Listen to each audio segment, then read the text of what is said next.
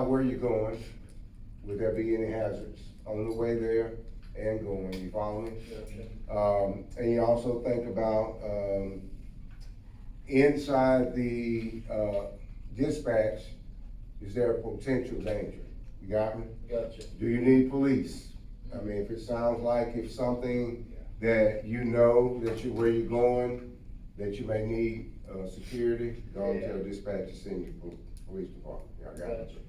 If you think may need fire department where it may be hazardous extrication, potential fire, then get dispatch to send you fire department too, okay? And then of course, if it's some type of chemical plant you're going to or something like that, you always need fire department for that. Or if there's electrical concerns, you want, the power department. Gotcha. So if it's natural gas, you can tell dispatch to go and send you, the natural gas department, so water department, whatever it could be. What if it's an animal? You follow what I'm saying? Animal control. So anything like that in your dispatch that seems potentially dangerous to you, you can go ahead on and tell dispatch to send you those other resources right then. Okay, you don't have to wait. And then of course the environment. What time of day is it? What time of year is it? What's the weather like outside? You need to think about all that too, okay? What's that? You would document that too? Well, you wouldn't document it, you're thinking about it for safety reasons, that's what I'm saying. So if there's a thunderstorm going on, or if it's snow and ice outside, you know what I mean? You gotta be thinking about, how you gonna drive, Gotcha. be careful, that's the safety stuff that you're thinking about. And then of course, I always wanna listen to how many patients. How many patients? Remember, you and your partner, y'all can take care of 2 patients, as long as they're not critical. Mm-hmm. If they're critical, you can only take care of 1. That make sense? So you can take care of two non-critical patients. The one that's worse off, right? Well, what I'm saying is, for resource purposes, if you have more than 1 patient, you might have to think about adding additional resources. Okay. But if there's 2 and you and your partner could do them upon 1 code, he would come over and help you? Well, if the patient is critical, then you need, both of y'all need to be on that 1 patient. What if both their condition is critical? Well, if they're both for critical, you're gonna need help. So you guys call for? You won't know that until you get there. That make sense? Yeah. But if you go into let's say assault call where there's guns involved, and knives involved, or crowd control, then you go ahead on and automatically ask for additional resources. That make sense? Yeah. Because remember, the fire department is gonna have paramedics and EMTs on their truck. Mm-hmm. That makes sense? Mm-hmm. So, yeah, all right. Okay, gotta know where your patient's located. So if you're going to let's say you're coming to this campus, Gibson campus, and if you're not familiar with Gibson campus, you'd be lost. Yeah, 100%. You know what I'm saying? I would. Basically, you would be, right.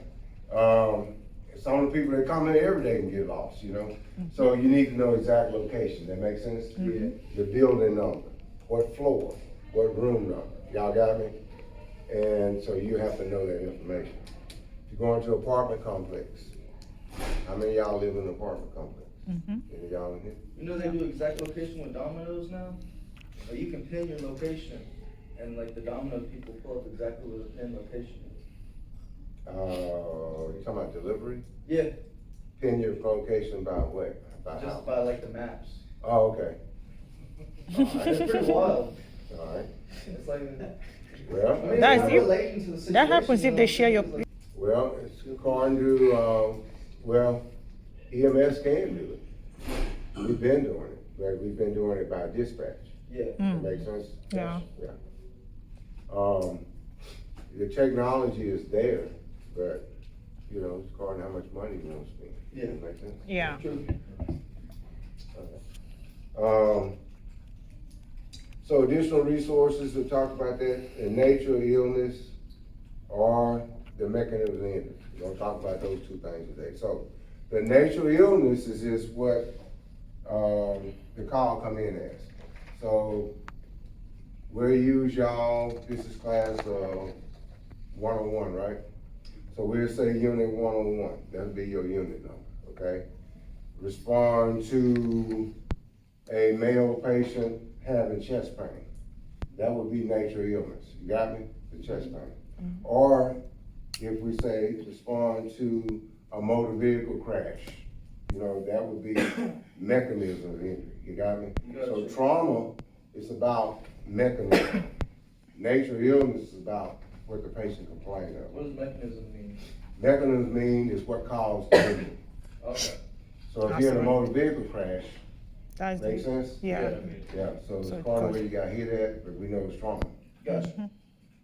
If you fail, Yes. now we need to know where you fell from. Mhm. How high did you fall? Mechanism What did of you injury. hit when you fell? You So follow? that would be That would be mechanism. mechanism of injury is Right. how Okay. we hurt. Right. Okay, okay. So chest pain is just like natural thing. That'd be nature of illness. Oh, okay. So something that the patient complains of, I'm lightheaded, I'm dizzy right now. Mm. See what I'm saying? Nature That's- of it. Nothing that'd be happened, nature you just illness. feel That makes dizzy. sense? Yeah. Yeah. But if they had like fallen earlier. But if that somebody, day, like, let's say that you were, doing extracurricular activity, Mhm. like boxing, Yeah. then that would be mechanism. Yeah. Gotcha. That makes sense? Yes. Yeah. But yeah, you got hit in the head, you know? Yeah. Like you Yeah. slipped and fall. What's that?